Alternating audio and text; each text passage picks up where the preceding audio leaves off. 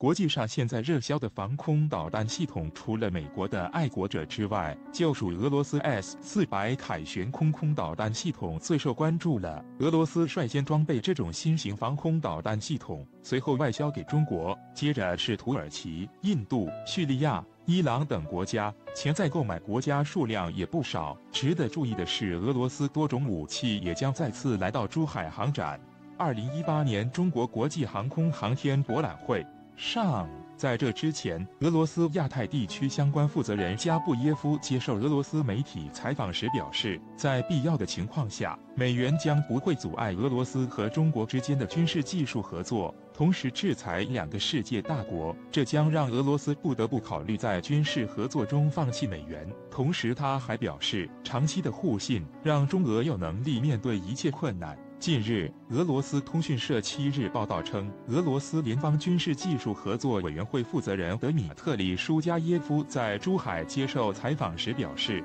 俄罗斯非常重视中国市场，并将有可能将 S-400凯旋防空导弹系统的全球维修服务中心建在中国，中国将成为俄罗斯之外第二大的维修中心。S-400防空导弹最大的能力是能够拦截弹道导弹，特别是全球存量最多的中程弹道导弹。对空方面， S-400能够对未来的第5代战机造成一定的威胁，实现从超低空到全空域的密集多目标侦测与打击，包括超音速战机、轰炸机、高空侦察机等都是其猎杀的目标。它能指挥发射8种不同类型的导弹，远程、中程、近程都可兼顾，最大射程达到400公里。S-400防空导弹作为高精密武器系统，需要非常复杂的保养和维护。俄罗斯将中国选为第2个维修服务中心，一方面是因为中国本身也是 S-400的使用国家，中俄在2015年就已经签订了合同，2020年前全部5个团左右的 S-400导弹将运抵中国。作为 S 系列防空导弹的老朋友，中国一直都在使用俄系防空导弹，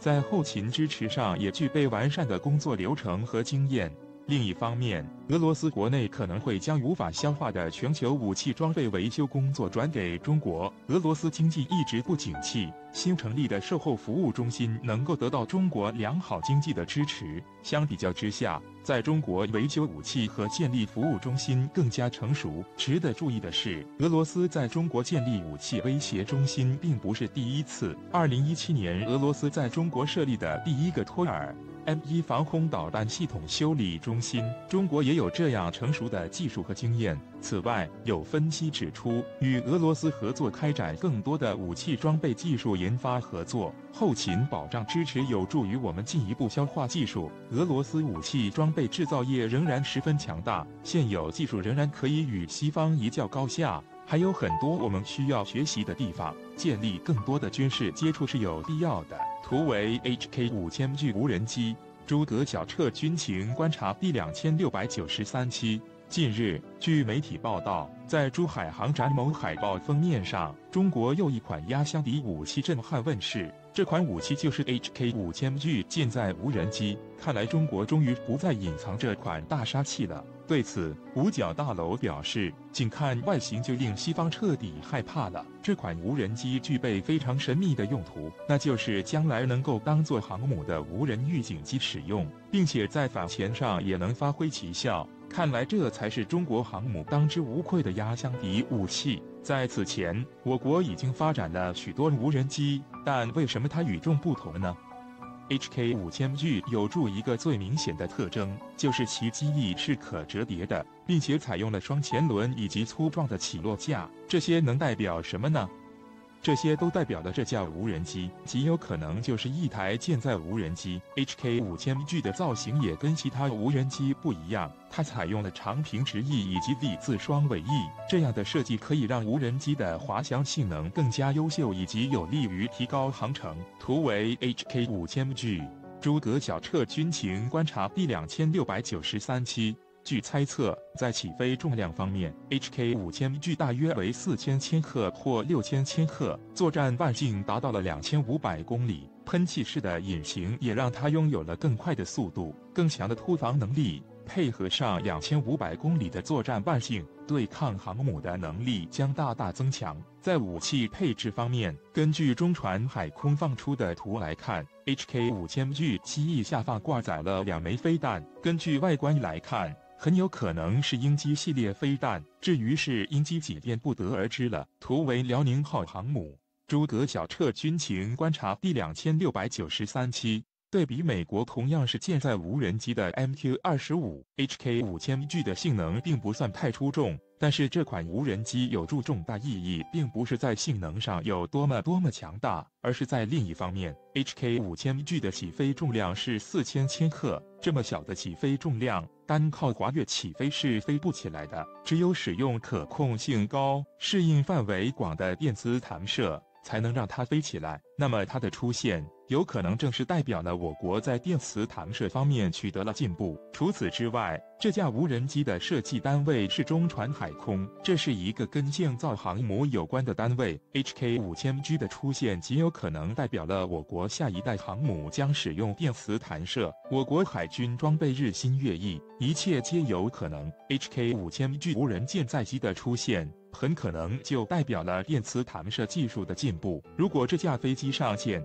那么我国将成为继美国之后第2个拥有电磁弹射技术的国家，并且还是第2个在航母上弹射无人机的国家。对于中国军事力量在未来将会发展成什么样子，很多人都在猜测和畅想。笔者本人也曾于多年前写过一篇畅想中国军事装备于2020年的发展的文章，但是即便在几年前看似非常乐观的猜测和我军事力量现今的发展来比较，都显得太过于保守了。中国军事力量的发展速度很显然出乎很多人的预料，而作为当今世界的霸主，对于中国军事力量的发展研究，美国自然也是很上心的。在最近，美国方面就拿出了一份专业的评估，推测中国军力于2020年的发展的报告。根据美国方面的报告，在2年后的2020年，中国海军舰船数量将会达到350艘，而和总数相比，大型航母和大型驱逐舰也将成为中国海军的主力。而由此也可以看到，拥有世界最强海空军力量的美军对中国海空军力量发展的关注。在海军方面，从现今中国海军的发展态势来看，中国海军舰船在未来数量上的增长还是次要的，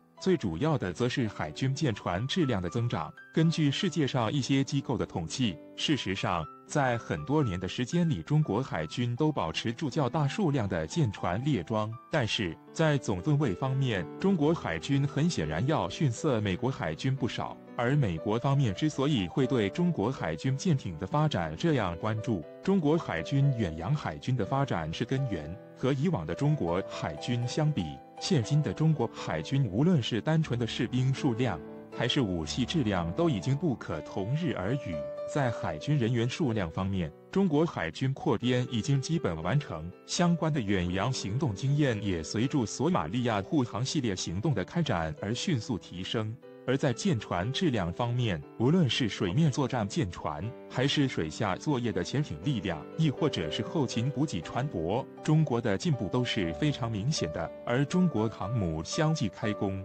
新型核常动力潜艇陆续服役和901系列为代表的大型补给舰的相继列装就是最好的证明。因此，中国海军总体实力和美国海军总体实力之间的差距正在迅速缩小当中，已经成为不争的事实。在空军方面，随着国产歼20和歼16以及歼10C型的迅速制造列装，中国在战斗机方面和美国空军的差距已经逐渐缩小，而美国空军曾经最为倚重的技术优势也变得越来越小。同时，在战略空军的发展方面，随着国产运20战略运输机的量产和轰20战略轰炸机的接近曝光，中国战略空军的发展也正在迅速接近美国。以中国海空军现今的发展速度，在并不遥远的未来，中国海空军在总实力方面接近甚至超越美国，已经不再是可望不可期的梦想。而以海空军优势雄霸全球的美国很显然不愿意这样的情况出现，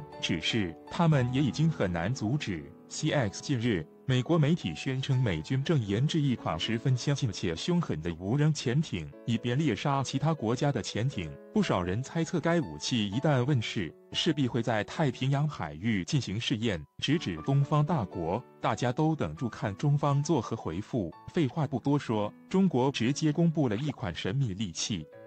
根据某资深军迷在论坛上发布的最新照片显示，一艘装载有4管飞弹筒且印著“云州”2字的武装快艇出现在人们眼前。它也是此次珠海国际航展上的参演装备，其底部涂有刻度线，上方搭载住360度的高清摄像头。早在今年5月份，中国一次性集中了多达56艘无人艇在南部海域进行试验。这几十艘快艇在无人集群技术的控制下，快速变换出各种造型。单看这样的武器，你可能觉得威力不大，但一旦集中，就是可阻可攻可自杀的战略利器。值得关注的是，无论是此次参展的新艇，还是早前试验的56艘无人艇，都是云州智能科技公司的得意产品。该公司被誉为无人艇领域里的大疆，可见其江湖地位。我们可以大胆想象，100到200艘无人艇配合我国研发的彩虹系列无人机，形成空海